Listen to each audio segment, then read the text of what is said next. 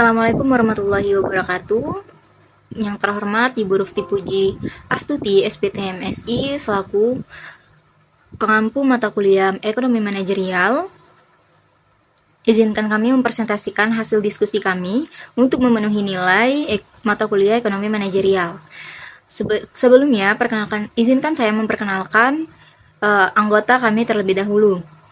Perkenalkan, nama saya Hana Lamisa selaku moderator untuk memandu jalannya presentasi pada hari ini.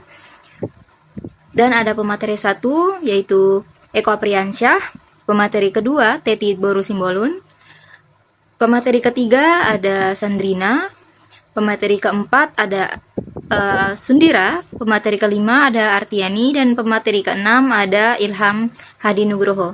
Baiklah, selanjutnya akan dijelaskan oleh pemateri pertama kepada Saudara Eko Apriansyah. Saya persilahkan.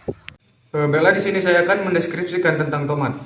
Tomat sendiri dengan nama Latin Solanum licor persicum L merupakan tanaman tahunan yang lebat yang termasuk dalam famili Solanaceae.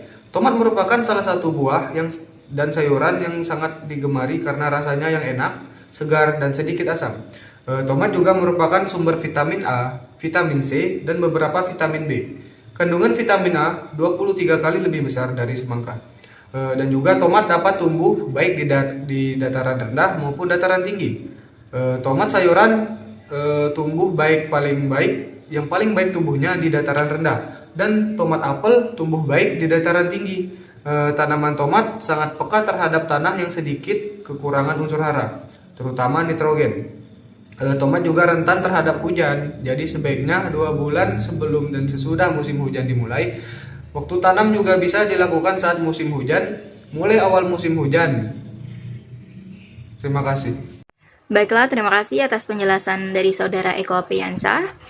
Selanjutnya akan dijelaskan oleh pemateri kedua kepada Saudari Teti Boru Simbolon. Saya persilakan. Berdasarkan hasil wawancara yang kami lakukan, adapun saluran pemasaran komoditas tomat dimulai dari pedagang besar hingga pedagang pengecer, yang selanjutnya akan dijelaskan oleh rekan saya. Baiklah, terima kasih kepada pemateri kedua. Selanjutnya akan dijelaskan oleh pemateri ketiga kepada Saudari Sandrina. Saya persilahkan. Baik, di sini saya akan menjelaskan mengenai saluran pemasaran yang dihadapi oleh pasar tomat. Nah, pada pasar tomat ini terdapat hanya satu saluran pemasaran, yaitu dari pedagang besar ke pedagang pengecer. Nah, pada saluran pemasaran ini hanya terdapat 2 lembaga pemasaran, yaitu pedagang besar dan pedagang pengecer. Nah, pedagang besar ini mereka ini menjual dan memiliki jenis tomat yang berbeda, yaitu jenis tomat yang berasal dari Bangka dan jenis tomat yang berasal dari Medan. Nah, kemudian harga tomat yang dijual oleh pedagang besar ini sangat bervariasi, dimulai dari harga 15.000 per kilo untuk tomat Bangka, dan sedangkan untuk tomat Medan dijual dengan harga 18.000 per kilo. Dan pedagang besar ini juga mengambil tomat dari para pengepul dan para agen besar. Sekian, terima kasih. Baiklah, terima kasih kepada pemateri ketiga. Selanjutnya akan dijelaskan oleh pemateri keempat kepada Saudari Sundira Putri. Saya persilahkan. Baiklah, di sini untuk saluran pemasarannya sendiri yaitu ada pengecer, yang dimana biasanya para pedagang pengecer membeli tomat langsung dari pasar dan diantar langsung oleh bosnya.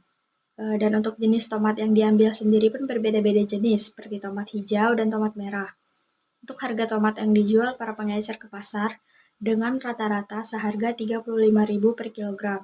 Biasanya juga para pengecer mengambil stok tomat dalam jumlah yang cukup banyak dengan kisaran sebanyak 20-10 kg per harinya. Baiklah, terima kasih kepada pemateri keempat. Selanjutnya akan dijelaskan oleh pemateri kelima kepada Saudari Artiani. Saya persilahkan. Baiklah, di sini saya akan menjelaskan tentang struktur pasar pada komoditas tomat. Berdasarkan hasil wawancara yang telah dilakukan, adapun struktur pasar yang dihadapi pada komoditas tomat yaitu adalah struktur pasar persaingan sempurna. Kenapa bisa masuk ke struktur pasar persaingan sempurna? Hal ini dikarenakan komoditas tomat memiliki ciri-ciri dari struktur pasar persaingan sempurna. Adapun ciri-ciri dari struktur pasar persaingan sempurna, pertama, bisnis menerima harga. Artinya, para pedagang menerima harga tomat yang berada di pasaran. Kedua, tidak ada hambatan keluar masuk pasar. Ketiga, menghasilkan produk yang sama atau homogen. Keempat, ada banyak perusahaan di pasar. Artinya, ada banyak perusahaan atau pedagang yang menjual tomat di pasar. Dan yang terakhir yaitu konsumen mengetahui kondisi pasar dengan baik. Baik, terima kasih atas penjelasan dari pemateri ke-6. Selanjutnya akan dijelaskan oleh pemateri ke-7 kepada Saudara Ilham Hadi Nugroho. Saya persilahkan. Baiklah, untuk kesimpulannya adalah tomat merupakan salah satu tanaman atau sayuran yang sangat digemari oleh masyarakat, terutama masyarakat Indonesia, karena rasanya yang enak dan bisa diolah menjadi berbagai olah makanan. Dan untuk saluran pemasarannya sendiri, produk tomat ini terbagi menjadi dua, yaitu ada dari pedagang besar dan juga ada yang dari pengecer. Dan untuk struktur pasar, tomat itu sendiri termasuk ke dalam struktur pasar persaingan sempurna. Sekian, saya kembalikan ke moderator. Baiklah, sekian presentasi kami pada kali ini. Saya ucapkan terima kasih kepada teman-teman anggota tim saya dan mohon maaf bila ada yang kurang dari presentasi kami. Saya akhiri. Wabillahi taufiq wal hidayah. Wassalamualaikum warahmatullahi wabarakatuh.